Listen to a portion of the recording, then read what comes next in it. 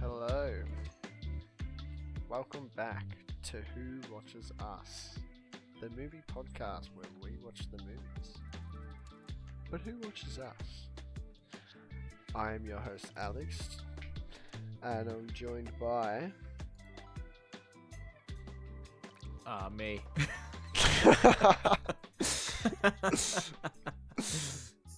And who are you, mate? Oh, I'm bloody Brendan. Sorry, How I you was doing, fucking Brendan? around with some audio shit. How you doing, mate? I'm doing alright. Doing good. You had a good week Yeah. so far. How you doing? Yeah. Yeah. Back fucking hurts. It Yeah. hurts so much. It's in so much pain. It has been for like 3 weeks. I think I need to go to a doctor or something. Yeah, you should probably see a doctor. Ah, Which part are you back? overrated. The lower part. Mm. Been there. Yeah. Pretty Yep. cool. Yeah. We just watched a movie, didn't we? Yeah, we just watched Daddy's Home. Mm-hmm. What a movie. Yep. Yeah. Spoiler warning. I'm just going to do it now. Yeah, We're you gonna doing the talk about the spoiler warning movie. right now? Doing the spoiler warning right now, get it out of the way. We're going to talk about the movie, believe it or not. We are going to talk about the movie, yeah. Do you know when this movie came out? I do. Mm-hmm. Yeah. It's 2015. 2015. Yeah, I just have the IMDb open at the moment. Ah, yeah. And it was directed by... Sean Anders. No idea who that is. Written by... Am I doing your parts? Yep. I always forget to look at the IMDb. Written by Brian Burns, Sean Anders, and John Morris. Okay, and this movie stars bloody Will Ferrell, Mark Wahlberg, and Linda What's her name? Cardellini. yep, it's got Hannibal Buress in it. Sure does. He's a pretty big part. He's cool. I love Hannibal Buress. Yeah. So Oh man, this guy has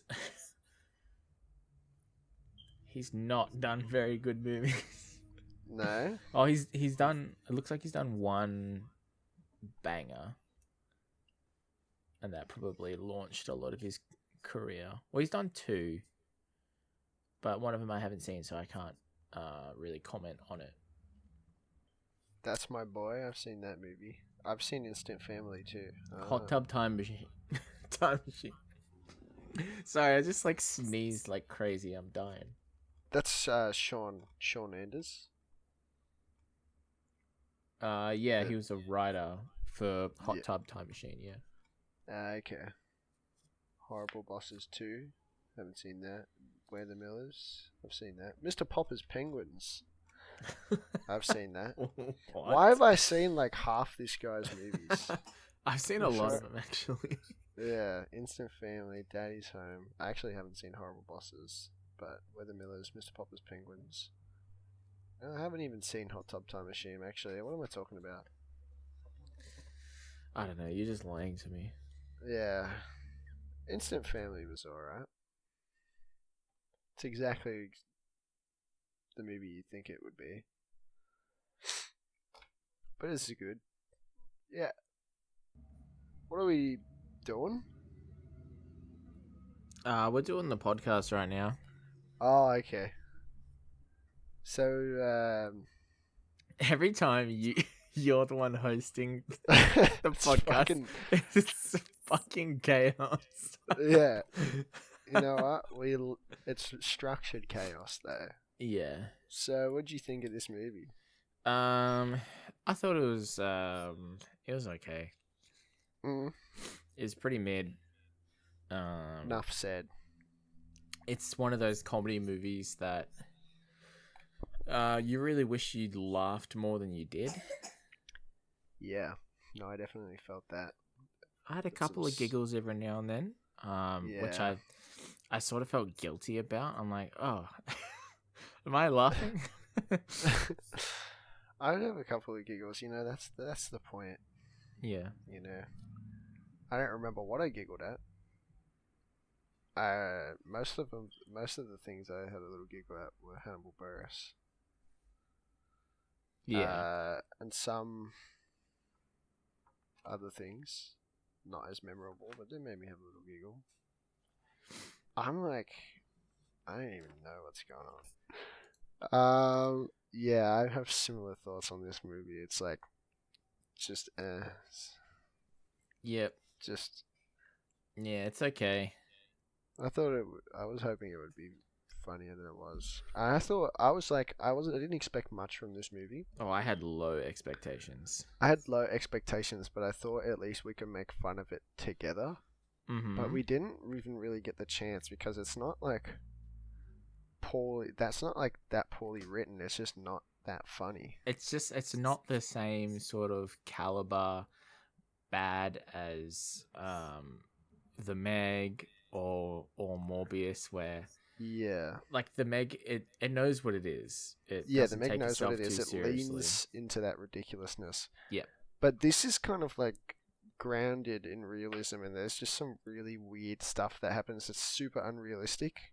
Mm-hmm. Like the motorcycle going through the house. Yeah, and I don't know if they thought it would be funnier. I just don't get why that would be funny. Like, sure, it's shocking, but like, it's also silly. It's very silly. It doesn't make sense, and the CGI is fucking shit. Like, it doesn't hold up. It was awful. It was really terrible. It just kind of fell flat. Mm-hmm. I think it was just an attempt to make Brad look stupid and kind of make it look funny, but it wasn't that funny. I felt like this movie was... I don't know if this came out... I think it came out after The Other Guys, but it felt like they were just trying to do The Other Guys again. Like lightning in a bottle. Yeah, just in a different setting, because it's the exact same actors. Yeah. And the Other Guys is like... It's really over the top. But I think that movie is fucking hilarious. Like, it's over the top and stupid in a way that I just think it's really funny. And it has like a lot of quotable moments. You know what? I didn't even finish that movie, but I agree it was very funny. I think I watched it at your house and we were drinking and I just passed out. Oh, yeah. We might have been playing a drinking game. Yeah, we were playing a drinking game. But I think that was like a second or third movie we watched that night. I think we started with Hot Fuzz. Yeah, I think we did. Yeah, and we looked up like a Hot Fuzz drinking game online, and we just went by those rules. And then by the end of that movie, my tummy was so full of beer. We shouldn't have I think we were drinking ciders. I think you were having ciders. I think I was drinking beer. We need to do that again. That'll be a Who Watches Us special episode where we watch the movie and get fucking blasted. Yeah, who drinks with us? Let us know in the comments if you want us to do that. That sounds like a lot of fun. But that has to be a special episode. Yeah, that's a bonus episode. That's not like a regular episode. Yeah. Yeah. And we'll just watch a movie that we like. Yeah. Maybe we could do like a video or something as well to go along with it. Yeah, I think that would work well. Yeah, I think for supplemental stuff like that, like a bonus episode, it's got to be a bit different. But we're getting a little bit too into the sauce right now. We're going to start talking about this movie. We're just putting it off. Well, how far are we in? We're 10 minutes in. We haven't talked about the movie yet. All right, well, I'll kick us off. So you got Will Ferrell. He's a stepdad. He does it for the love of the game. He always wanted to be a dad. He does all the dad shit. Yeah. He is the quintessential dad. His kids don't like him. or at least Yeah, he's they a don't really stepdaddy. like him. His stepdad, so they treat him like shit. He gets treated like a stepdad. You find out he can't have his own kids because his nuts got blasted in like a dental accident where they were taking X-rays of his ball sack. Yeah, the machine slipped.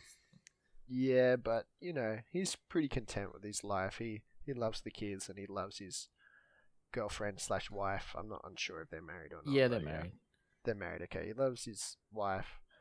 You know they pull through. You know, but yeah, you know, I think Will Ferrell's character's name is Brad. Yep. So they come home. He comes home and his son is real sad. He wants to talk to Brad, but he only wants to talk to Brad. He doesn't want to talk to Mum. So you know he's like having a moment because it's this real dad moment that he hasn't experienced before. So he's pretty excited. He's kind of making a big deal of it, but yeah. Yeah. So the kid confides in him. They go to. It's supposed to be like a kind of funny moment because he's having a freak out over it. Yeah, you get the feeling in this moment that he cares more about being there for the kid than actually doing the job and being there for him. Like, there's other facets where he's like a good stepdaddy and he does the right thing and he just fits the mold and does the job really well. But I think in this case, he's a little bit too overexcited and he's not ready to actually listen to the kid. Yeah, you definitely get that impression because when he goes to sit in the den and talk to the kid, instead of listening to the kid, he takes a selfie with the kid that's crying and confiding in him. With a phone that I'm pretty sure didn't have like a front facing flash. Like, the phone's pointed the wrong way. Like, it looks like an old like BlackBerry or some shit like that. Yeah, and you know, he's like a bit of a pussy. He's like, yeah, you know, do some trust falls with the kids, with the bullies. You know, you guys can form a bond and become buddies. And then, you know, his daughter comes and she's like, daddy daughter dance. Yeah. I want to go with you because I don't have a dad, really. Yeah, all of his dreams are coming true. Yeah, so he cries. After he promised he wouldn't cry because he's a very emotional guy. Then he wails. Yeah. So he's, you know, the family's finally getting along. Things are going pretty well. Maybe it's a little too good to be true. What happens next? Real daddy shows up. Uh-oh. He calls. This guy called Dusty calls on the phone, and the wife's like, no, you don't need to talk to him. And the kids are real excited. They're like, oh, fucking dad's on the phone. And Brad goes to the phone. He's like, oh, g'day. Let's be friends. And then Dusty immediately starts, gives him the 21 questions. Yeah, and he's pulling tricks as well. He calls it a favor. He's like, "Oh, can you come to the airport to pick me up because I'm coming over?" And he's like, "Oh, what? Okay." Yeah, he gets like the fourth degree, the fifth degree. I don't know what the fuck it is when you ask too many questions. And I think he just hangs up on him. But Brad's like, "All right, I'm gonna go pick this guy up from the airport." And his that's wife is like, sorry, the wife's like giving him guff. Yeah, he's like, you don't know this guy. He's a trickster. He's a trickster. He's a manipulator. He gets in your head. He will get in your head. And that's like in the evening. Like I do. Yeah. Yeah. So the next day, we're with Brad and he's at work at like a jazz radio place, and they're trying to find the right guy for the job to do like the jazz radio intro. Like the voiceover. Yeah. Brad's talking to his boss. I don't like this boss character. Like, I think this boss character is supposed to be like really funny and unhinged and chaotic. I don't think I took any notes when this guy was saying shit. He just yammers on. He like, just I gives did get he bad got a couple advice. giggles out of me. Yeah. But he tells stories. He loves to give little anecdotes. Mm-hmm. And he tells like really long-winded stories that don't have a lot to relate to which are like supposed to be advice. You're like, Yeah. okay. Anyway. That's his thing. Yep. So Brad goes to the airport after this and goes to pick up Dusty. He's like, he's getting all nervous. He's like, oh, what's this Dusty guy gonna be like? And then this guy in like a leather jacket pulls up over the sort of like the horizon of the escalators or whatever. And then Thunderstruck by AC/DC. So much AC/DC, yeah. This is the... Can I just say, this is already my least favourite part of the movie. They didn't have to play Thunderstruck. I really didn't like this either. But I have one that I hate. It's so overplayed. Yeah. Cool guy moment played Thunderstruck. Good luck trying to fucking mute that audio. Edit. That's not getting muted, that's going in. Yeah, just leaving the peaks. Yeah. So Dusty starts walking towards Brad, and Brad's holding a sign that's like Dusty May whatever. And he's like, "Oh, are you Dusty?" And Dusty's like, "Nope," and then just walks past. So Brad hangs out at the airport a little bit longer. He's like, "Okay, I guess it wasn't Dusty." And then we have like a little bit of a time jump. It's nighttime. He's driving home. He's like, oh, what the hell, this bloody Dusty guy. He gets home, and Dusty's already at the house. And Sarah, the wife, is like, bro, I've been calling you. Like, what's going on? He's like, yeah, my phone died. Is he here already? He's like, yeah, dude, he's been here for fucking ages. And he's like, okay, yeah, that is the Dusty guy that was at the airport. And he goes up to him and he sort of confronts him. He's like, oh, so you were Dusty? And he's like, I don't know what you're talking about, man. Like, I wouldn't noticed if it was you. Wow, she's fucking gaslighting him like nonstop. And I don't remember what happens after this point, because my next note is Brad is a bike expert. And I can't tell if he can ride a bike or not, but I don't know if that happens like the next day or no, right that's then. that's like right after. So basically, Dusty's like, yeah, I don't know what you're talking about. That wasn't me. And Brad's like, oh, okay, my mistake. He's like, oh no, it was me. I know, you just. He doesn't say he got intimidated, but he was just being a dick because, you know, you look at you, you're the quintessential dad.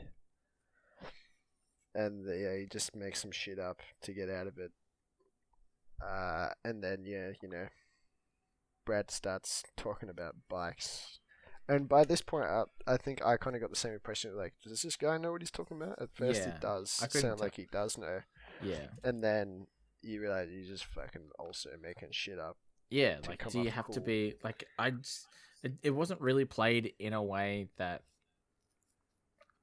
if you're not, like, a bike expert, you wouldn't know if he was just rattling off stuff that doesn't make sense, but... not to the end, where he pauses, he stutters, he doesn't know. Yeah. Could definitely been played a little bit better. Yeah, so anyways, they're like, freaking, time for bed, kids. And then Dusty's like, can I put the kids to bed? And they're like, yeah, alright. So, you know, Dusty's putting the kids to bed and he's telling this story that's basically an analogy of the plot of what Dusty's going to do to Brad's family. Like how the king went away thinking the queen would wait for him to return, but she's moved on and the stepdad's evil, and and then Dusty comes in and he's like, alright, oh fuck, Brad comes in and story time is ruined. He's like, it's time for bed. And then they have an affection competition with the kids. Yeah, daddy they're competition. Just like, they're like one-upping each other to who can be the most cool dad. asking for kisses and butterfly kisses and Tickles and scratches. yeah, And and $20. Yeah. Honestly, well played. Yeah. So yeah, they put the kids to bed. They walk out. I think Brad's talking about like trying to organize the pickup or drop off tomorrow for school. He's like, "What about a cold one? You promised me a cold one over the phone and a handshake." So he's like, "All right, one cold one." And the wife doesn't agree. She's like, "Fine, one cold one." Then tell him to nick off. Tell him to go away. So, they're outside. They're talking daddy. Yeah. They cut the shit. They do cut the shit. He's like, "Cut the shit. You want to know why I'm here? Say it." He's like, "Yeah, why are you here?" I don't remember anything else. I guess it's not really important. There's like a little bit here where they mention like the treehouse. Brad's like, "Oh yeah, we've been working on this little treehouse over there," and it's like a couple of planks of wood like nailed to a tree.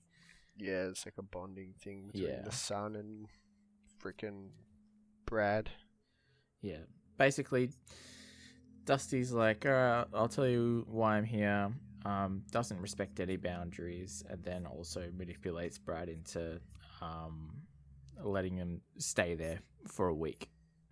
And then after this, Brad and Sarah are like talking it over, and Brad's letting her know like, "Oh yeah, no, he's staying for a week," and Sarah's got like a poor opinion of Dusty.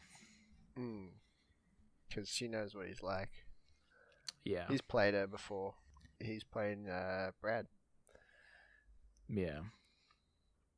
So so we go to the next day, and Dusty's up early. He's got bloody cinnamon rolls and orange juice, and he's done like a 20-mile run or something like that. It's actually just Mark Wahlberg shit. Like, this is what he does. He gets up at 4 a.m. and fucking works out for like 3 hours. And Brad's a little sus. He's like, these look exactly like Cinnabon. But anyways, and they sort of like allude to the conversation they had last night, because I think that the kids are there, and the kids are like, "Oh, you bloody dad's here. You staying for a little bit?"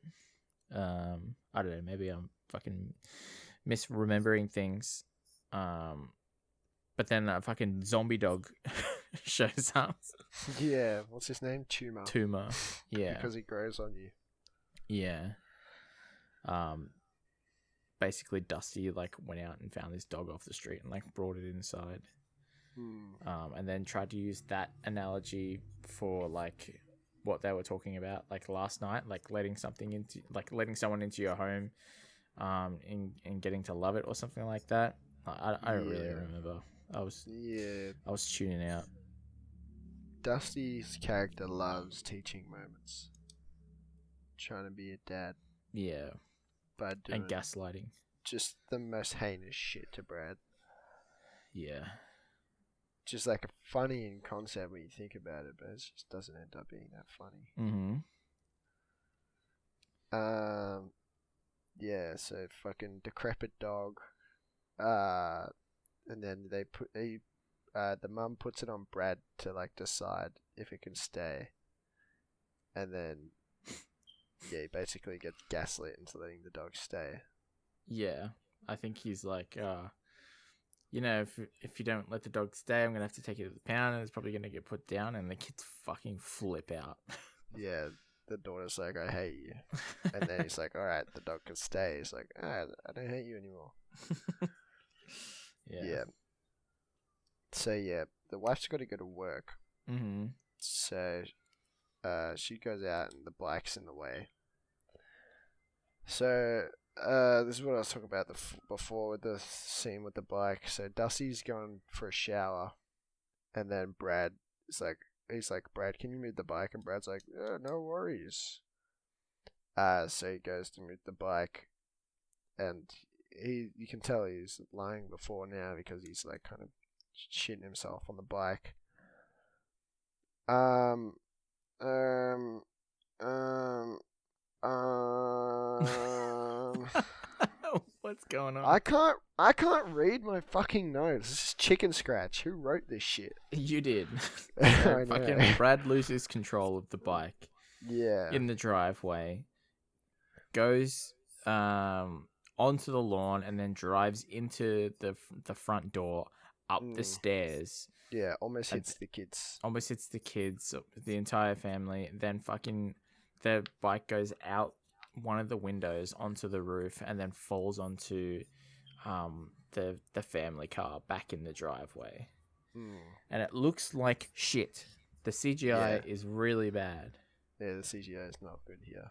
Yeah, but Brad doesn't come back out with the bike. Like, the bike comes out by itself when it goes through the window and out into the driveway. And they go inside, and Brad is in the wall. Like, he got lodged in the wall, and Sarah is pissed.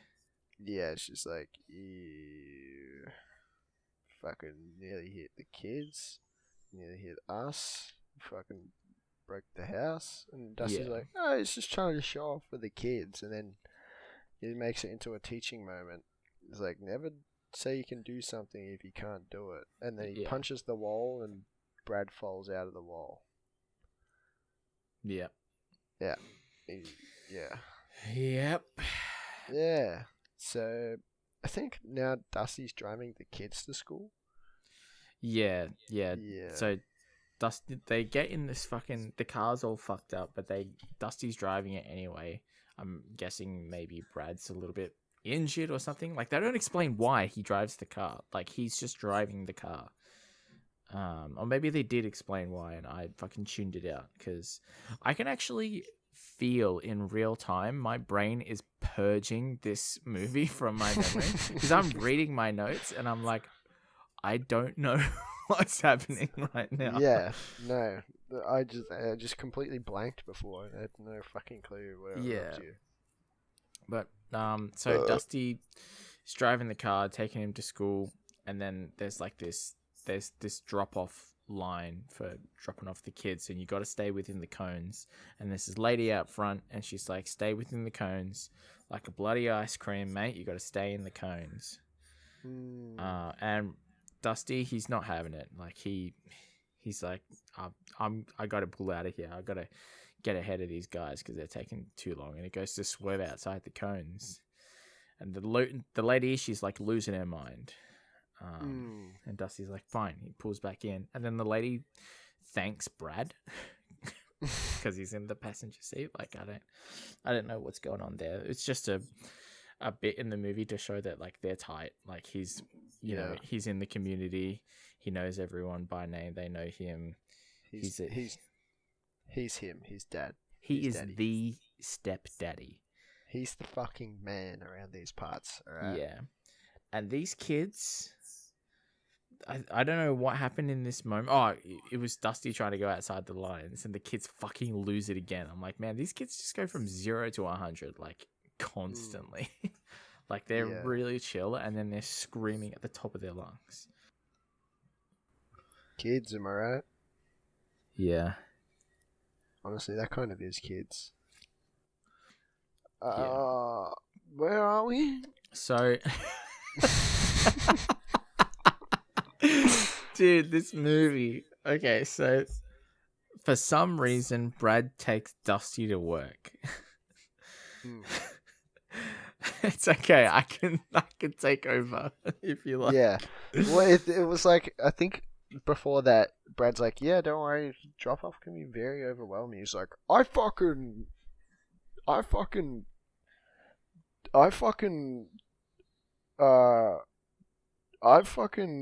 So anyway, Brad takes Dusty to work, and they're chatting at work, and Dusty's pulling. No, we're moving past it. All right, it's not happening. Okay. So Dusty's pulling his fucking manipulator bullshit again. He's talking about how, like, he admires Brad. He's got, like, the perfect life. He's got the dream job, a nice office. He's got, like, a perfect wife. And then he's like, oh, And, you know, it was real noble of Sarah to make the sacrifice, considering, you know, your bloody balls don't work. And he's like, what? How do you know that? And Dusty alludes to the fact that, like, Sarah wanted to have more kids. She wanted to have another baby before she got together with, or like maybe like when she got together with Brad, and Brad didn't know that. And then she sort of like settled for Brad, like even though his bloody balls didn't work. Yeah. And you're like, oh, okay, Dusty knows more than he's letting on here, and how does he know this stuff? And it's like, oh, maybe Dusty and Sarah chat more than we think about, or that we know about. But yeah, it just says that Sarah's like making a sacrifice, being together. And he's like, yeah, I think she's cool with it. Yeah. Yeah, he kind of brushes it off, but really it's kind of eating at him a little bit. A lot of bit. He's getting to him. Dusty's really getting to him now. Yeah. This is the start of fucking Brad's decline, because like 5 seconds later, Brad's boss comes in. He's like, so how'd it go with the fucking shithead ex-husband? And he's right there. He's like, oh, the funny thing, here he is. He's like, holy shit, if I was you, I'd fucking kill myself. Or something like that. Doesn't he say something like that? I don't think so. I think what you said is way funnier than what actually happened. Oh. But basically, they meet each other for 5 seconds, and then they are fucking tight. Yeah, he points to like an Air Force badge or something like that on the boss's jacket, and then they're just insta friends. More manipulator shit, and then they go back to, they're still trying to work out like who's going to be singing the tagline for this Panda radio show that Brad works at, and because the boss is real fond of Dusty now, he's like, oh, Dusty, what do you think? And then Dusty fucking belts out some, he like sings the tagline like perfectly. Yeah, it's like the fucking best smooth jazz jingle you've ever heard in your life. Yeah. And then he becomes the new voice. Yeah, it's instantly sold. Like Panda Radio? What's it called? Something like Panda Jazz Radio Panda, or whatever. Yeah. I think you go immediately from this scene to them in the car, and it's playing over the radio because like it's just a done deal. Yeah. And Dusty's like, I'm gonna get residuals from this. I'm gonna get paid like $100 every time. It's like nearly $200 every time they play it. It's like $187 or something like that. You can remember $187. Something crazy, super specific. That's the randomest thing to remember about the movie. Yeah. I don't know. I think I'm all about that fucking paper, baby. But I just thought that was super odd that it was such a specific number. Yeah, and okay. It stuck with me for some reason. Yeah. You saw dollar signs. Yeah, I saw dollar signs and I fucking perked up. I'm like, wow, this movie's great. Yeah. Just kidding, I didn't think that for 1 second. But anyways, actually no, I did think that because when they get home, he's like, yep. The wife hears it. She's like, why is he on Panda FM? And he's like, he's the new guy. Yep. And Brad is like pretending to be slacked about it, but not pretending that hard. You can tell he's like not very happy about it. And then Dusty's like, whoa, whoa, whoa. Is there a repairman here? Well, we can fix this. And then yeah, he's like, what? Need a man of the house. We can do man shit. Yeah, just pulls out the masculinity card. And he's like, oh, I'm a bit of a handyman. Like, you should be able to be a handyman yourself. Just like intentionally putting Brad in a situation where he can fail. Yeah, and the wife is like, it's true, he's good with his hands. Yeah, it's so fucking annoying. Like, she keeps siding with Dusty in these situations. Yeah, and it's kind of like an innuendo as well. It's like, it's true. You heard Yeah. her. She knows. But even before then, like he's like, oh, we could probably knock this out like tonight. Just do all this stuff tonight, like by ourselves. And like she gives Brad a look. She's like, yeah, you could. You could. Yeah. It's like, well, what the fuck are you? What are you talking about? Like, you know that Dusty is a manipulator. Like, how are you falling for this? Like, you've been through this. Yeah. And then he's like, all right, we'll go tell the guy to get lost. He's like, all right. But he goes to tell him to get lost. He's like, I can't do it. It feels wrong. It's like, why? Because he's black? Also, the guy is Hannibal Buress. This is where the movie, I'm like, wow, this is a great movie. Yeah, they introduced the best character in the movie. They introduced the best character. Hannibal Buress' character's name is Griff. And he is the best character in the movie. And then it's like, what? Fuck, you go. I'm blank. I can't. Okay, what was the last thing you said?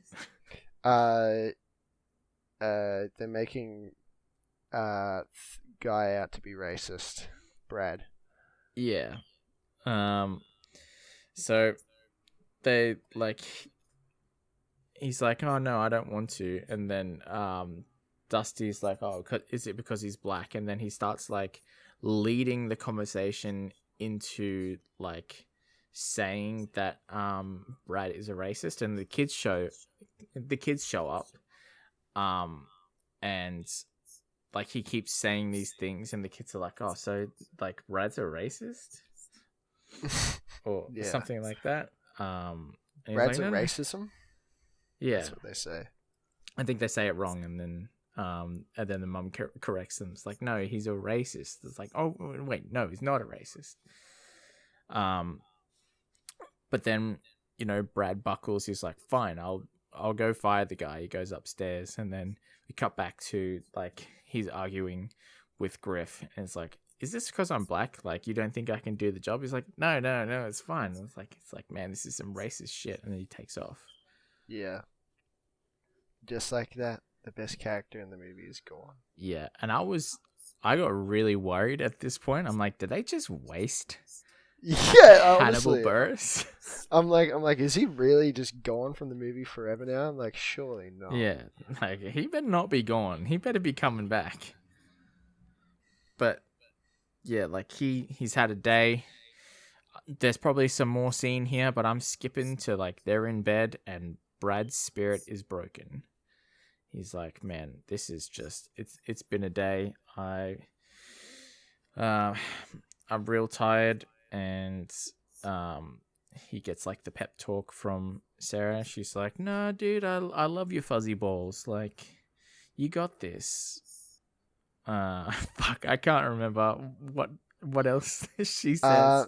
She's like, I am content with the family I have now. I'm very happy. I don't need another baby. Yeah, and she's like, you like you're a great dad. You're gonna like show Dusty how to be a real dad, that sort of thing. Because like he puts in the extra miles. He's involved in all the shit. And then the next day we have like a super daddy montage. I think that's exactly what I have. Where is it? You wrote super daddy montage? I did write Brad shows off his dad skills in a dad montage. Yeah. Yeah. He's dadding it up so hard. Like all these dad activities involved in the community, and Dusty is not happy about it. Yeah, Dusty's like feeling like a bit inadequate maybe. Mm-hmm. So he steps it up, and while I think fucking guy Brad comes back from work, and he sees these kids running out of his backyard. He's like, kid. He says their names because I think they're Dylan's friends, the son. And he hears music. He goes back there, and the tree house is done. fucking, he's like, yeah, guess who I met at the bar the other night? Bloody Griff. He served me at the bar. He's actually a really cool dude. He helped me build the treehouse. And now he's gonna stay with us. And also, we built a half pipe. Sick as fuck. Yeah. My note here was Dusty builds a treehouse and Flying Fox kicks him in the chest. Oh, that's right. I forgot he fucking Flying Fox kicks him. Yeah. He's like, yeah, military grade. Yeah. My next note here is, okay, Hannibal is back. Yeah. Thank fuck. Thank goodness. Yeah. And then Dusty turns into Dusty Hawk. And he goes on the half pipe. And we get this really weird camera angle of like a GoPro pointed at Mark Wahlberg. What? Mark Wahlberg's face. Mark Wahlberg? Mark Wahlberg? And he's like, his eyes are like darting around, and he's just like the goofiest piece of shit. I don't think your eyes dart around that much when you're skating. No, they do. Like, it looks so weird. He does some cool tricks. He's fucking shredding it. I don't know if it's actually him. I think that's why the camera angle looks so weird, because I think the fucking face might have been superimposed on. Maybe. In 2015? Yeah. I feel like you could do that. Okay. Maybe. Maybe I'm overthinking Maybe it. Snapchat filter. Yeah. But The Brad Wahlberg thinks filter. he's got him though, right? Yeah. He's like, fucking, you should have picked something else to try and get one over on me, because I fucking shred too. He goes into his closet. He gets out his skateboard, which is like one of the... It almost looks like a longboard. Doesn't Yeah, really sorta. It's like one of the, like... It's not like one of the 80s ones where it's like oval shaped. It's like long, but it's also kind of like a skateboard. It's got a tail, I think. So I don't know. Doesn't look like your standard tech deck. Yeah, he's fucking... So he's about to shred it. He's on the roof. His wife's like, get the fuck off the roof. What are you doing? He's like, nah, check this shit out. And he sends it off the roof. He lands it too. And Yeah, then he's because killing it, dude. He's killing it for like half a second, and then he flies into the power line and fucking gets electrocuted. Mm-hmm. And instead of... This part was also a dumb part that I didn't really like. Dusty makes him into an example, like another teaching moment. It's like, alright guys, let's take a quick 10 seconds to just calm down, and we're gonna do the correct procedure. What's the first thing you do? You gotta call 911, calmly explain what happened. He tells Sarah to do that, and then he's like, what's the next thing we do? I also don't Right, remember I what fucking happened there. hated this bit. Like, you're reminding me about how much I despised this bit. Like, it was just so boring and Stupid. annoying, and I just wanted it to be over. Like, Yeah, it's really... we all drawn know out. that he's gonna be fine. Yeah. Like, just fucking get it over with. Yeah, so basically he's like, come on kids, let's do some CPR. And then the wife is like freaking out. She's like, just fucking save his life already. And he's like, okay. And then he does one chest compression and he brings him back to life, because Yeah. Mark Wahlberg is the fucking man. Not really. Not in real life, but in this Yep. movie he is. Yep. So yeah. It's designing on me drip drip. Have you seen that video of Mark Wahlberg when he's in all the designer? And he goes, oh, this designer got me drip drip. Oh, No. that part. I'll show you after. Or like put it in the edit. Am I editing this one? Put it in Yes, the you video are. part. You go, oh, sick. All right, I'll do the video edit for this one. Okay. Oh, this designer got me drip drip. Ooh, that part. Yeah, Anyways, but every moving time on. you say that, you need to like put the Yeah. video back on. Yeah, I'll fucking rewind it and do it again. That sounds perfect. Alrighty. Where are we? Yeah, so So- Dusty makes him into an example. He saves Brad's life. In the hospital, they're like, fucking, we thought you were dead. You go. There was a hospital scene. Was there a hospital scene? Was it? I don't remember. I don't know. I just remember the wife saying, we thought you were a goner. That happened in Bro, their house? I have no idea. I have no fucking clue, dude. What the fuck is wrong with this movie? Why is it not in my head? Like, I don't understand why. Because the next note I have is Hannibal is chilling on the couch because they're watching Frozen together. Yeah, that's the next thing I've got too. But What? then Brad is so Hannibal, Dusty, and the daughter are chilling on the couch watching Frozen. Great, honestly, good scene. I like how into Frozen they are. Yeah. Brad's about to kick Dusty out because Sarah wants him to kick him out. He's going to put the foot down. Yeah. And then, right when, Dusty's not really paying attention. He's like trying to watch Frozen at the same time. But yeah, the son comes in the house crying, bawling his little eyeballs out, right as Brad's about to kick him out. And they're like, "What happened?" He's like, "They pushed me off the bike. The fourth graders." And they're like, something about it's happened before. And then Dusty's like, "What are you gonna? What?" They argue about conflict resolution. Yeah, basically. Brad had like his passive method advice that he gave to Dylan, and it's not working.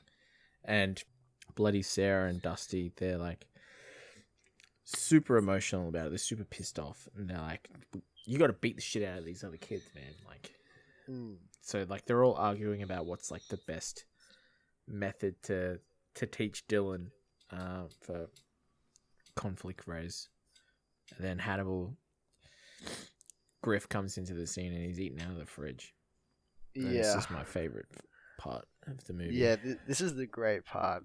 I love this part too because he's just in the background. He's just in the background doing whatever they want, and they don't even acknowledge that he's there really, or that how ridiculule it is that he is there. And yeah, it's so great. He's just like a part of the household. Accepted that he's there. He's essentially a stranger. Yeah, and he's just getting something out of the fridge. It's just so innocent. Yeah, he's looking for a Miracle Whip or something, I think. Yeah. It's like it's back there. And he's like, fuck it. Anyway, so they decide that they're gonna they're like, oh, we're gonna go through some fighting role play with Dylan. Oh, well, don't forget, there's an important thing where they're like, what's a peaceful way to do it? And it's like, dance battles, because he's being pressed for like, what's a way that you can resolve it peacefully if it's not, if you said you can resolve it peacefully, come up with a solution. Yeah. It's like dance battles, and then Hannibal takes Brad's side. It's like, he's got a good point. That's right, yeah, that is a really important part. Yeah, and then they're like, fuck. You'll find out why later. Yeah. Can you guess why? I wonder why. I wonder why we would mention that. But anyways, they're like, they're teaching hands in the garage. And they're having a nice co-dad moment where they're like trying to role play what you would do to the bully. Trying to like show the kid how to beat up this other kid. Yeah. But like it's mainly just him showing off how good he is at fighting and how he could beat up Will. Yeah. And the kid's disinterested as well. Like he doesn't want to fight, and he goes to walk away. He's like, I'm not really into this. And then Brad gets desperate because he wants to like appease Dusty, I guess. Because he's also being manipulated by Dusty. He's like, hey, when I was a kid, I had a bully problem, and then I ignored it, and then it got too much, and I punched that kid in the face, and he left me alone. And the kid's like, really? He's like, no, like he sells him the lie, and then like a minute later, he's like, I need to backpedal here. I did not do that. I've never punched anybody in the face before. Yeah, but I've lived my life regretting that. Yeah. Because I feel like, because I didn't stand up to him then, never stood up to anybody, I'm a big wuss. Well, that's what the kid said. Yeah. He's like, He's I, like, I yeah, don't want to that's be a big basically what wuss it like Brad. Yeah, it's like basically what it boils down to. And then, yeah, end scene. And then, Yep. you know. In that scene. And then we're on to some more bullshit where Dusty's like, hey, you guys, you know, if you want to have kids, I can offer my services. And then like, Yeah. whoa, dude, gross. And he's like, Yeah. whoa, I know a guy. I know a doctor. He's like, the best guy. I know this guy. And then Griff's like, yeah, he is the best guy. Yeah, that part was funny. And then Sarah's like, oh, yeah, I know that doctor. Like, he's a really good fucking... He's on Dr. Oz 10 times. Yeah. And Brad's like, yeah, I guess so. Just, you know, don't get your hopes up. And then Sarah gets her hopes up. She immediately gets her hopes up. Yep. She goes and calls her mum. And then I think they go to the fertility clinic. Yeah, they do. That's the next scene. Yeah, and the fertility doctor is a really weird guy. Yeah, he is. He's really tight with Dusty. Yeah, he's super tight with Dusty. They're bros. For some reason, he's... So they go to the doctor, and Dusty and the doc, they're tight. They're bros. They embrace. And then the doc's like, anyway, let's have a look at your balls. They go into the room. For some reason, Sarah's in there with Brad when he's getting his balls checked out. And Dusty's there too. Well, not yet. Oh, he's not in there yet? Not yet. So he's fondling his balls, and you're like, you see these balls? And then he grabs like Sarah's hand and moves Sarah's hand to the balls, and she starts feeling his balls up. Mm-hmm. She's like, yeah. It's like, these are some fucked up shaped balls. You don't want these. Yeah, balls aren't supposed to be shaped like that. Yeah, it's bad for circulation for the balls. And then he's like, Dusty, get in here. He's like, oh, you need me for something? He's like, yeah, dude, drop your trousers. And then I reckon I can let you explain this next bit, because I think you liked it. I think I did like this part. It was kind of funny. So Dusty is like, you make me do this every time. It's like, I do make you do it every time.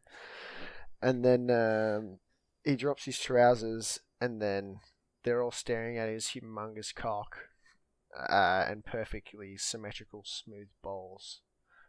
And then Sarah gulps. She does one of those. And then that's the only reason I think it's funny. I know. Also, the doctor goes, I gulp every time too.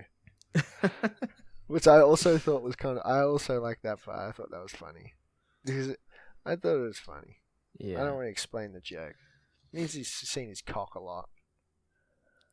Also, he's like, I think at that point they're like, yeah, go jerk off into the cup. And you got to do me a favor, Dusty, and jerk off into a cup too. Give me something to present at this presenting thing, because I'm a doctor at a fertility clinic. And I go to doctor conferences where I show off cum. He's like, all right. He's like, you got to break a record. He takes a big cup and he's going, I'm going to break a record. And then Brad's like, do I need a big cup too? I also thought this part was kind of funny. Bro, none of this is in my brain right now. Like, I don't remember any of this. I kind of thought this part was a little bit funny. It's like, what are you stupid?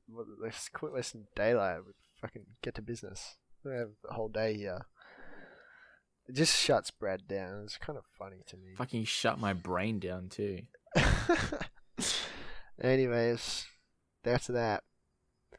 So Brad goes to bloody whack one out. Mm-hmm. Goes into this room.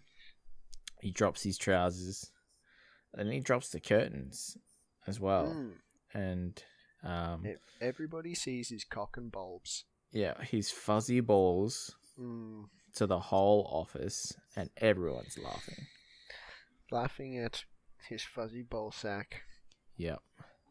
And then he's walking into his house. This is later, and he sees the OG family bonding, showing the kids pictures of or Dusty is at least, showing the kids pictures of when they were married, him and Sarah, where they're kissing, going into a little too much detail about where Dylan was conceived.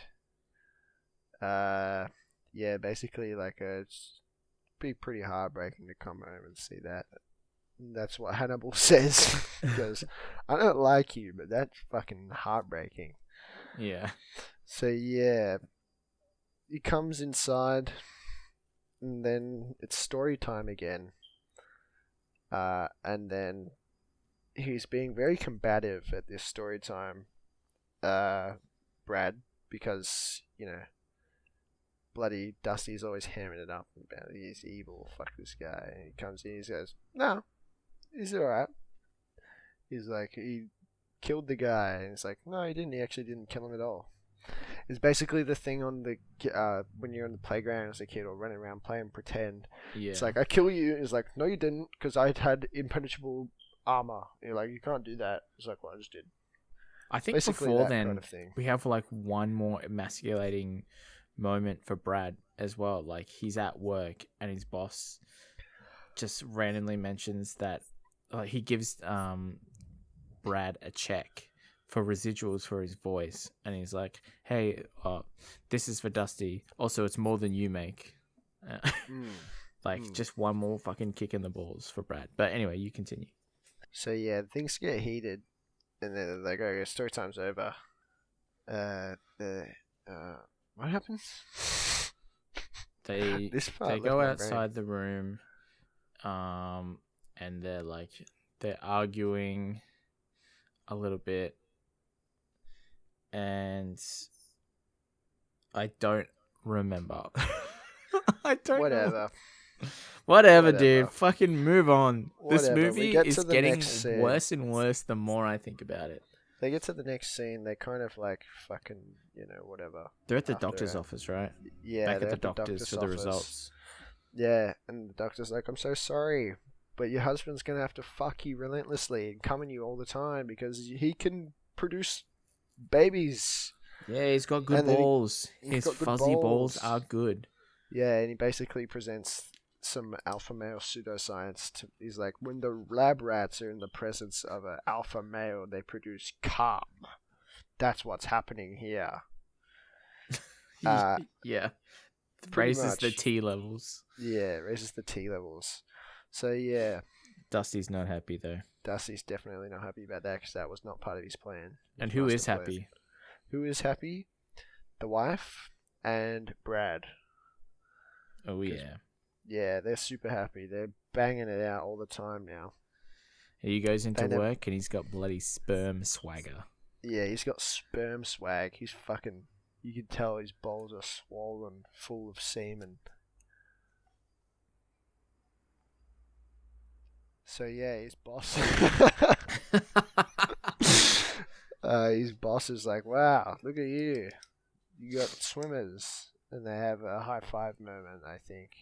But also not, because he doesn't want to high-five him, but the boss wants to high-five him. So they have a reluctant high-five. Yeah. Reluctant high-five, and then, you know, Brad gets home, and the boys kind of bro out. He's like, you know, thank you, I thought you were here to challenge me, but I've seen that you really do care about my family, or our family, this family, and this family's happiness. He's like, oh, you know, I'm humbled, because that's exactly what I was trying to do. But, you know, I like you. You're a cool guy. And then they kind of bro it out and they hug it out and they fucking... He's like, wait, you're still not going to try and steal my family anymore, right? He's like, no, that's exactly what I'm going to do from now on. I'm just going to do it above board, you know, not play dirty anymore. Yeah. And Dusty's doing push-ups in this scene the whole time. Yeah, he's doing push-ups and fucking one-arm pull-ups. He does like fucking 30 one-arm pull-ups this entire time. Yeah, that was fucked up. I can't even do one of those. Dude, I can't even do a normal pull-up. I could do like... a couple pull-ups. I just can't do a one-arm pull-up. Yeah, I can do like half a pull-up. I feel like I can do 12 pull-ups. Alright, fucking brag about it. Yeah, I feel like it's my max. I feel like I max out at that. I probably can't do that anymore because I haven't done it in ages. Give me 6 months. I'll do 13 and I'll beat you. Okay, well, give me 6 months. I'll do 24. Yeah, what episode is this? This is episode 8? Episode 8. How many episodes in between? In 6 months. Like 52 episodes months. For a year. So 4. What's 4 times 6? 24? 4 times 6? Yeah, there's 4 weeks every 6 months. I see what you're doing. I was just going to half 52. That's true. Isn't it? 26, I think. 26, yeah. But we're already like 2 weeks. 26 episodes from episode 8. So what? Episode 34? Yeah. Episode 34. 13 pull-ups. I'm going to do 13 pull-ups. Is this like a wager? What's going to happen if you can do more pull-ups than me? Oh, shit. What do you want? I don't know. I don't want anything. I thought, is there like a lose to this, or is it just your pride, really? Oh, my pride. What if I can do more? I guarantee I can do more. But what if I can do more? Well, does the loser have to do something? Okay, let's work this out. All right. So 6 months from now, episode 34. I'm going to write this down in my notebook. Okay. 6 months from now, episode 34. Episode 34.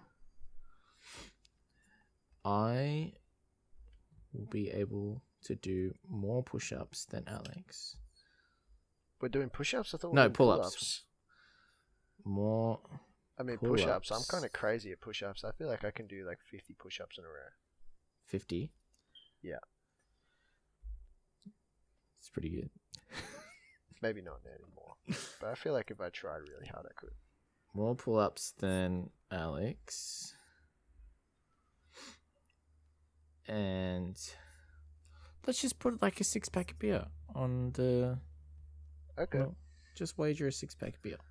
That's easy. Delicious. It does sound delicious. I will and then bet episode you 35. $12,000. Episode 35, winner just gets to suck on those beers the whole episode. Okay. And maybe the other person also has to like do it like an extra editing episode or whatever. I don't know. That might fuck up the rhythm though. Yeah. What if... Dude, we're going to be different people in episode 34. Yeah, we really are. It's going to be better. Loser buys the other a 6-pack. Done bloody dealio. Perfect. All right. And the audience can hold us accountable. So when we inevitably forget, when you forget, and I'm fucking smashing out 20 pull-ups. 20 pull-ups? Why does it keep changing? All right. If you're doing 13, then I should be able to do 24. If I can't do 24, then you have to do something. I'm just saying I'm going to be able to do more than you in 6 months. I just don't think that's true. You bloody watch me. All right. I will. Day before, I'm going to be like, how many pull-ups do you do? 7. Over the 6-month period. You get worse. Yeah. All right. Let's fucking... So Brad's going all out too. Because Dusty's pretty much just admitted that, he wants to steal his family. So Brad's like, alright, fuck you. I'm going to go absolutely sicko mode. So the next day, kids wake up. It's Christmas, but it's not really Christmas. Dusty's just made it Christmas because he's trying to win over their affection. Brad's made it Christmas. That's an important distinction. Yes. So Brad's made it Christmas because, and then he makes a point of it to make out that Dusty has missed a bunch of Christmases. So he's like, "Oh, I thought it'd be nice if you could spend Christmas with your kids for once." Yeah. But really, it's about just him winning. Yeah. And he tries to win over the wife too. I think he buys her like a ring or some jewelry, and she's like absolutely ecstatic at first, but then she's like, "No, there's too much." Yeah, and Megan gets a pony, the daughter's name. I think this is the first time I hear her name.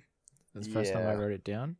Yeah. And Dylan, he gets bloody basketball tickets. Yeah, to go see the Lakers play the Pelicans.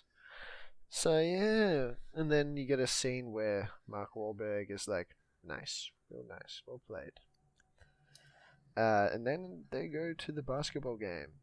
And you see Kobe and a bunch of other basketball players. Kobe's in the movie. He doesn't talk, but he does talk to the kid. But no voice lines. Yeah, not on mic. Which I think was probably a good choice. No, have you seen that ad with Kobe Bryant in it? He's actually a good actor. No. He's funny. I just know sometimes those like athlete acting roles can be pretty hit and miss. Yeah. I'll show you the ad after. But anyways. Right. Put it in now. Yeah, I'll put it in now. More records. It's funny. I'll show you later. What are we up to? Yeah, so basically, they're at the game. So the tickets that Brad got, yeah, there's like the wife and the kids can sit with him all together, but the other ticket, Dusty kind of has to sit off by himself. And Brad's really turning up the bloody bullshit at the moment.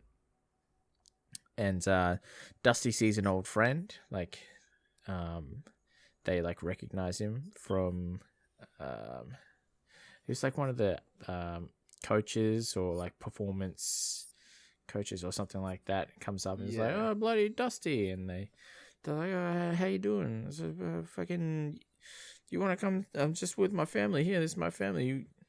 You want to come and meet Kobe?" Yeah. Yeah, so they go out to the court. The kids meet Kobe, and Brad's getting real sort of jealous. Yeah, he has a fucking meltdown. Yeah, he's like, "Fucking, I go to all the bullshit. I paid for these 18K seats." Yeah. And they're like, and they're soaking it up over there, talking to bloody Kobe. He's like, "It's not fair." He's having a big ass meltdown. Yeah, and the wife's like, "What?" He's like, "Yeah, don't worry, I feel better now." She's like, "You're a fucking idiot for spending $18,000 on these seats. Yeah. You can sit here in your seats and think about how you could have used that money better for your family." Yeah. So he does sit there, and then he smashes 20 beers. Yeah. He just drinks beer after beer after beer after beer after beer after beer after beer. Drinking montage. Yeah. And then he gets called up to do the halftime shot. Yep. For a chance to go to Disneyland. And he goes up and he's fucking belligerent. He's like, "I love my kids. And I would hurt somebody if they tried to do anything to them. And that man wants to hurt them." He points to Dusty. He's like, "Well, guess what? I came in our wife last night." And he's like, my wife. Yeah. And they're like, "This is a family event. You need to tone it down." They're trying to take the ball off him. He's like, "I'm going to do the shot. And then he fucking falcons the cheerleader. This is so funny. Yeah. This is actually genuinely funny. Yeah. And then the security tries to apprehend him. And then, yeah. Yeah, I think he tries to throw it again and he hits like a kid in a wheelchair. Oh, does he? Well. Yeah. I missed that part. Oh, I can't believe I missed that. So, yeah, he fucking embarrasses himself. He embarrasses his family. Yeah. Gets kicked out of home. Kicked out of the house, yeah. Yeah. So Dusty's like, "Alright, I'll step up. I'll be there for the kids. I know it's because she's like, I have a fucking crazy work week this week. I'm not going to be able to do any of this stuff. Brad's gone. It's like, I'll do all this, and she's like, fine, be here at 6:30 tomorrow. He's like, I can't stay. She's like, no. And then he's like, Yeah. all right, I'll be out here if you change your mind. And then she opens the door and fucking kicks Griff out too because he's still in there. Yeah, I like that part. I like how Griff is just there. He always makes the movie just a little bit better. Yeah, he really lifted the movie for me. So, yeah. Next day, Dusty, he's in over his head. He can't handle the Brad life. The stepdaddy, go to the school, do all the stuff. He doesn't respect the cones either. He just can't handle it. He has a meltdown in the drop-off lane. Yeah, he's getting yelled at by parents behind him, told to move forward, but there's cones blocking him, and the people in front of him aren't moving forward, so how's he supposed to move forward? And he just has a meltdown, and he just leaves. And he doesn't pick up his kids from school.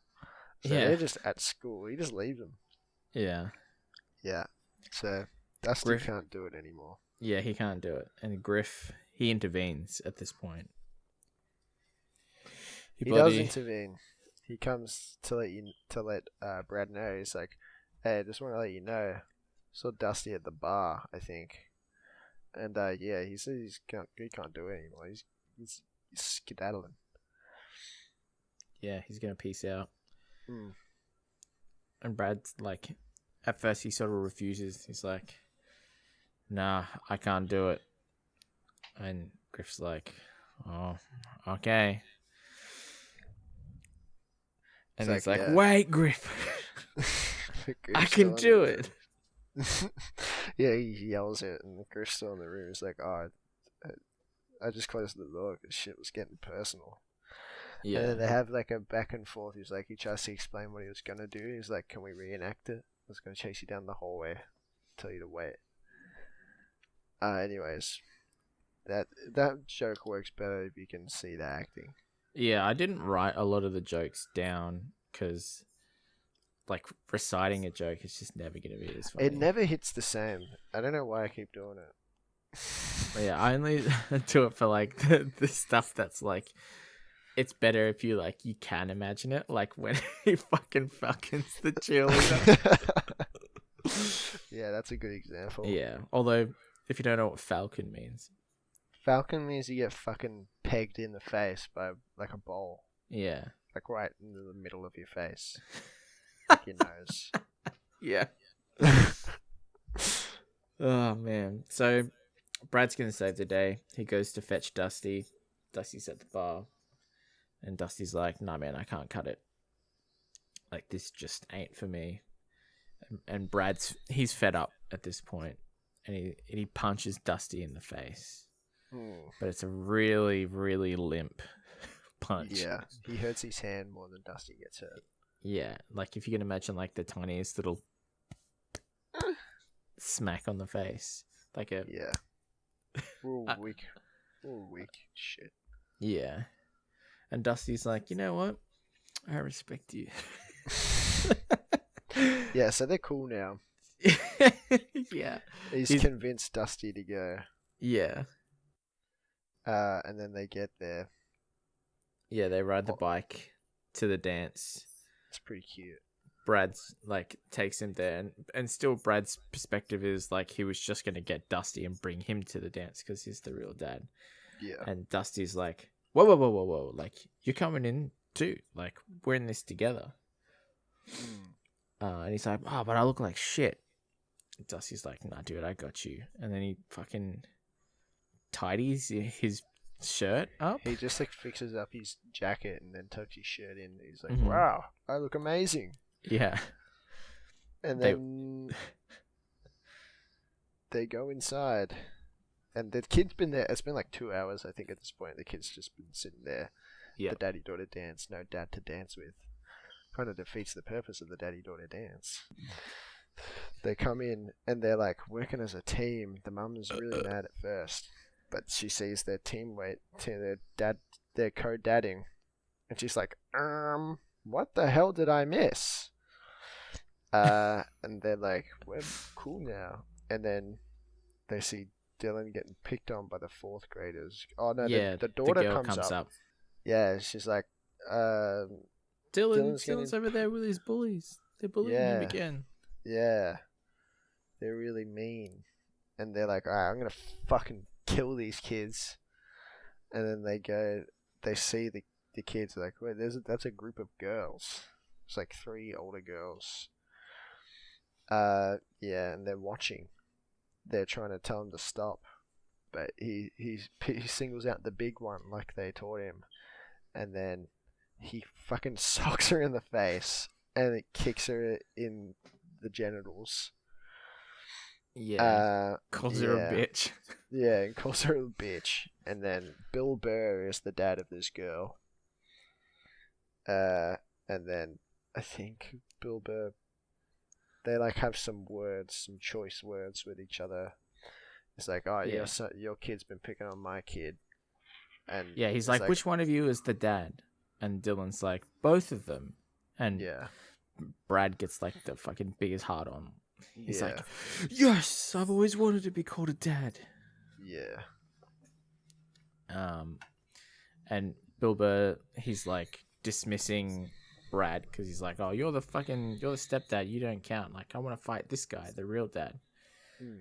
And he punches him in the face. And yeah, well, because also before that, it's like, you call my daughter a whore because they said that they think she likes Dylan. That's why she's picking on him, because, you know, he's picking on. She's picking on him. Yeah. So yeah, punches him in the face. Yeah, and then Brad's like, man, you shouldn't have done that. Like, I'm pretty sure he kills people for a living. And Dusty, he goes like he's about to fight back, and then he sort of like realizes where he is, and like, it's not about pride. This isn't the place to do that sort of thing. So, what did we mention before?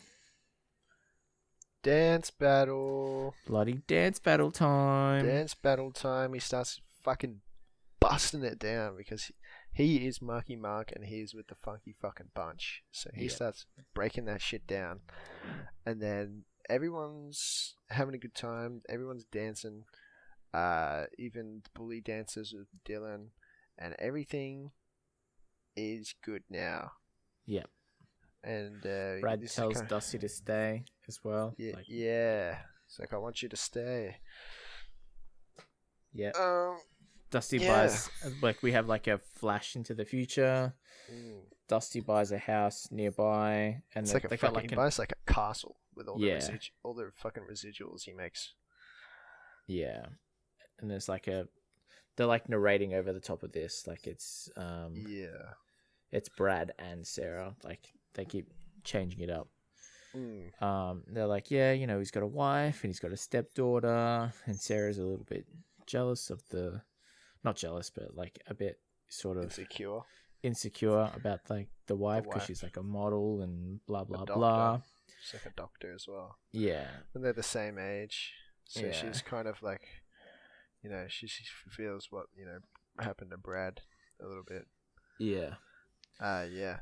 But they got a new baby. The baby's name's Griff. And Griff is also there. That was always going to happen. You have to watch the movie to find out how they call it Griff, because it's like some kind of joke in there. But then we were like out the front of the house, and all of a sudden a motorbike rides in all by itself. It was really weird. And then the stepdaughter runs up to the bike and then like pretends to hug someone. Yeah, I was this bit really confused me. Yeah, I didn't know what was happening there. And then Dusty walks up and he just talks to no one. He's like, are you such and such? And then you just hear this voice and this man appears. He's like, nope.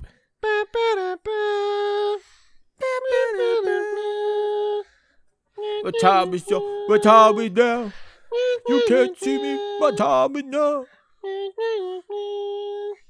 Yep, and that's the end of the movie. Yep. Finn. That was Daddy's Home. What a great movie. So yeah, we kind of we kind of mentioned our favorite parts already, didn't we? A little bit, yeah. Like, A little bit. Hannibal in the fridge was my favorite bit. Honestly, that's got to be my favorite bit too. I'll just say, yeah, no copycat, but I think that was my good bit. I really didn't like the ball inspection scene, but as we were going through the notes, the CPR bit, it reminded me how fucking annoyed and how much I just wanted that scene to be over. I feel like this CPR bit. So okay, so I guess my three least favorite parts are the motorcycle going through the house, when Thunderstruck plays, when the dad rocks up, and the CPR bit. They're just really stupid. Real dumb. Real dumb. My favorite part of this movie was any part with Hannibal Buress. Except there was like one or two jokes that didn't really hit, but you know. Yeah, I think they, like, not that you can overdo Griff, but they did a little bit. Yeah. Like, they kept doing the same joke, like the same Griff joke over and over again. Yeah. And it just gets less funny the more that you do it. But as soon as they sort of mixed it up a little bit and he was doing something different or he had like a different take, then it got like funny again. Yeah. Griff and all his comedic jokes. Yep. So yeah, oh god, that was Daddy's Home. The fridge scene was the best scene. Would you recommend this movie? No. I would not. I would. I don't even know. Like, I like Hannibal. If you can somehow get like a YouTube like compilation of just his bits, I don't know if it's funny without the context of the movie. Just don't watch this movie. You should. He's got a great cadence and delivery. It's just funny. I don't know. I wouldn't recommend this movie. But I would like. I want the audience to also watch the movie. I don't know. I respect the audience's time. Yeah, I was gonna say, watch only if you want to, and like, because I'm genuinely interested to hear other people's takes on the movies that we watch and like their rating and their favorite bits. So if you want to contribute to that, I'd love to hear it. But if you want to spend an hour and 45 minutes watching a movie and it feels like it was like 2.5 hours, go for it. Because this felt like a fucking slog.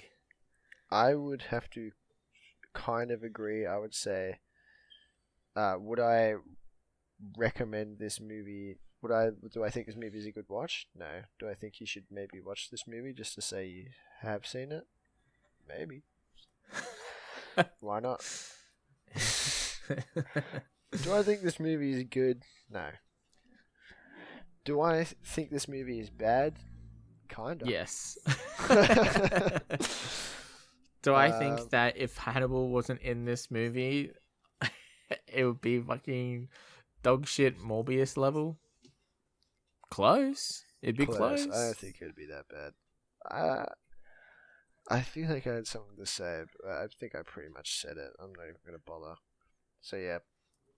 Do you have a rating for this movie in mind? Okay, so I wrote my rating before we started talking about the plot and everything, and before the movies just started leaving my brain. I gave it a 5.5, which I realize is slightly higher than the Meg. Oh, is it? It's because I think we both gave the Meg a 5. And I think that 0.5 is Hannibal. Yeah. Well, that's funny you say that because I was gonna say 5.5 because this movie is mid all the way through, but you get an extra half point for Hannibal. Nice. Nice. That's so funny. Yeah, took the words right out of my mouth. Oh man. That's great. Okay. So this week we watched Daddy's Home, but what about next week? Yeah, what are we gonna watch next week, Well, Alex?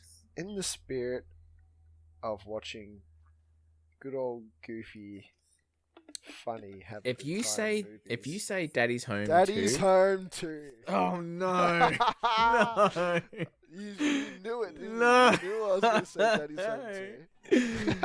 no. Hey, maybe it'll be No. better than the first one. It's not going to be.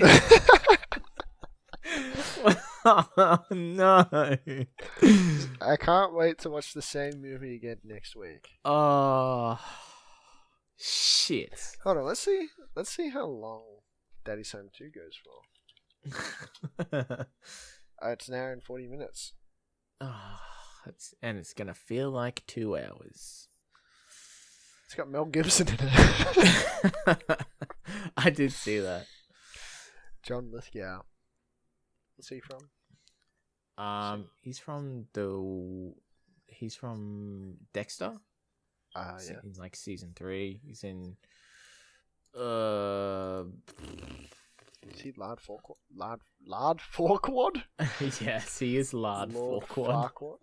Lord Farquaad. Yeah, Hey, he's in what The are we Crown. watching next week? We're watching Daddy's Home 2. Great. Yes, we are. Great movie. I can already tell. I've can't never seen wait. it before. But I know it's going to be good. Maybe it'll be better. Hey, maybe. Maybe it will be. Maybe I will want to die. Thanks for listening to Who Watches Us. I know I wasn't going to pick it as well because I'm like, I really don't want to watch this movie again, but I just have to do it because it's going to be funny. It's the best worst decision that you've made. Yeah, I feel like I had to. I feel like I really had to. Yeah. Next week, you got to pick the Meg 2. No. Alright, well, thank you for listening. Let Yep. us know what you thought of this movie in the comments if you've seen it. Yeah, and let us know know- why you gave it a 5.5 as well. Yeah. Let us know what you thought of the episode in general. If you liked it, if you didn't like it. If there's anything you'd like to see from us. And yeah. Maybe chuck us a like and a subscribe if you want to see more of this. That's about it. Yeah. Thanks for watching / listening. This has been Who Watches Us, where we watch the movies. But who watches us, mate? Who bloody watches us? Thank you. Nice. Bye-bye. Bye.